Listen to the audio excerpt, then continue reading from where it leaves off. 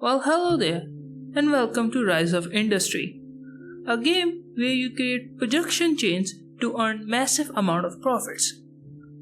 It begins by first putting down your headquarters, then you start looking for a demand that you want to serve. For me, I chose potatoes, and this city requires 6 potatoes per 15 days. Now, if I go to the construction tab, there as you can see, I cannot build a farm. For that, I first need to go to the research tab. Now in the produce tab, you can see multiple things, and one of them is potatoes. We first unlock the potatoes. As the game has just started, I am allowed to research 3 things for free. For my second and third research, I want to go with something that can improve my profits. That I can find in field and harvesters. The 2 things I'm interested over here are +2 harvesters and irrigation tower. +2 harvesters, or in my case +2 fields, will improve my profits by quite a margin. But the irrigation tower is excellent from a logistics standpoint as it allows for my water to be transmitted through a Wi-Fi connection. Now I'll create a production line that can produce up to 6 potatoes per 15 days. There, I've created a production line that can produce 9 potatoes per 15 days. How does it work? Let's go through it. First are these 2 water wells. Each can hold up to 3 harvesters, totaling to about 3 water per 15 days. The research of +2 harvesters or +2 field, which I told you earlier, allows them to get up to 5 harvesters. But since the research is not completed right now, they are limited to 3 harvesters. The second water well has only 2 harvesters. Why have I done this? It's because one water well harvester can support up to 2 fields. It's simply due to the production cycle. The crop farm has a production cycle of 30 days, while the water well has a production cycle of 15 days. Hence, the single harvester of the water well is supporting 2 fields. Let's wait until the first cycle of the water well completes. While the production cycle is on its way, in a normal game, you will have competitors. All you need to know about them is just to keep an eye on them and not let them get ahead of you. The first production cycle of the water well is completed, and 2 of the fields were supplied. The one still didn't receive the input, but it will be supplied on the second cycle. There you go, the complete cycle of the first farm.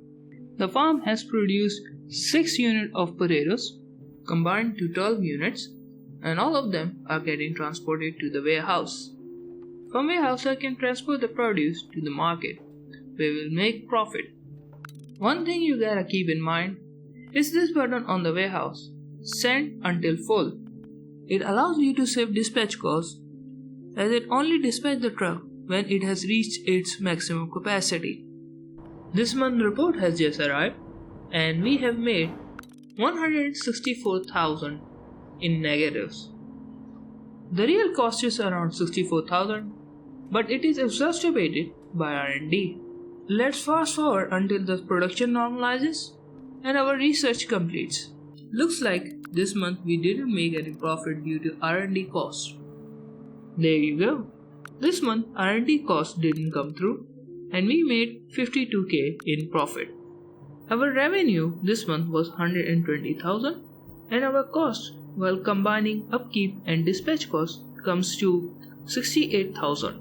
In other words, we made double the amount of our cost. And it should be. If we look at our production chain, one water well supplies up to 2 farms and each farm produces 2 potatoes per 1 water. We should be making around double the amount of produce compared to our cost.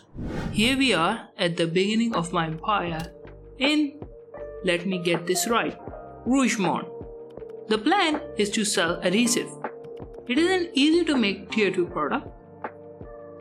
For that I researched chemicals, then plastic, and lastly adhesive. And just like that, I've built an adhesive factory. All you need to know is that it's extremely inefficient and does not meet city's requirement. To solve this issue, I am researching on +2 land and coastal harvesters. Moving on the third month, I went positive. With this motivation, I rebuilt the adhesive factory. With that, it is now producing 4 adhesive per 15 days. The recipe is 2 adhesive per 30 days, which takes chemical and a plastic. 2 chemicals are produced per 15 days for 3 gas, while 2 plastic are produced per 15 days for 2 oil and a gas. In other words, a plant of plastic and a chemical can provide up to 4 adhesive plants, resulting in 8 adhesive per 30 days. This led me to fully supply the demand of Rougemont. This also kept me in the positive by quite a margin. The only thing I did to it afterwards was putting down the asphalt roads, and that was it. Now I want to talk about AI. The AI is given so many advantages in this game that even after creating such a massive blockade to its warehouse, it was still able to gain money and not go in the negative. If I created such a blockade, I would immediately bleed out all the money and have to take out massive loans. It is very apparent when you compare my warehouse cost and the AI warehouse cost. The AI pays 3 times less upkeep. Moving forward from the massive advantages that are given to the AI, I started looking for new business ventures. Rubber production came to mind as it is a tier 1 product and can give us some hefty amount of profits. I started researching +2 orchard fields to improve the production of my raw rubber. As it was researching, I started putting down some orchards to start the production of raw rubber. I also put down a petrochemical plant to process the raw rubber into rubber. With just 2 maxed out fields, I was able to double my profit. It went from 157k to 310k. This was before I started selling the final product, the rubber. With the production of rubber coming online, my profit rose up to 450k per month. Next venture, I started researching on cocoa plantation and +2 fields.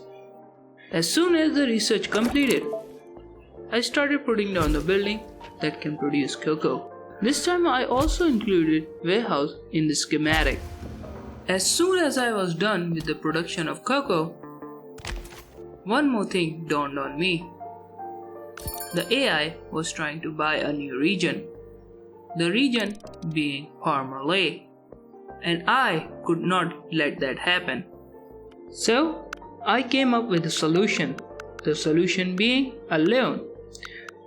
A 10 million worth of loan to be exact, at a 27.5% interest rate. The high interest rate was due to me maxing out the duration of the loan, and with that I bid on the city. I bid with $8.3 million. The AI chose not to fight and let me win the build permit of the city. With the improvement in the production of cocoa and the improvement in its distribution to other cities, I was able to make around 418k. You'll say that's lower than what you earn. True, but this amount is with the research ongoing. If we add 100k from the research deductions, we'll be earning around 518k, which is a small increase but a welcomed one. With that slight bump in profit, I started looking into other business ventures. For that I built potatoes and wheat fields. Now I have not been telling the production amount for cocoa, wheat fields and potatoes. All you need to keep in mind that one water harvester can provide up to 2 fields, either it's being plantation, crop farms or orchards. And a single crop farm and plantation can produce up to 10 units per 30 days. So you are producing around 5 units per 15 days, which is the usual tenure at which point the product gets sold. With a bit of optimization to the farms, I was able to earn 883k. This is with the research cost added to it. As I have researched in faster R&D, it takes around 250k per month. In other words, I was able to earn over $1 million. Well guys, I'm cutting this video a little bit short. The video only contains around 15 parts of the total recording, and I have 42 parts. The parts recorded that I considered essential. The montage you are seeing above is the last part of the video, showing you what I achieved, and if you guys want to see more, let me know in the comments down below.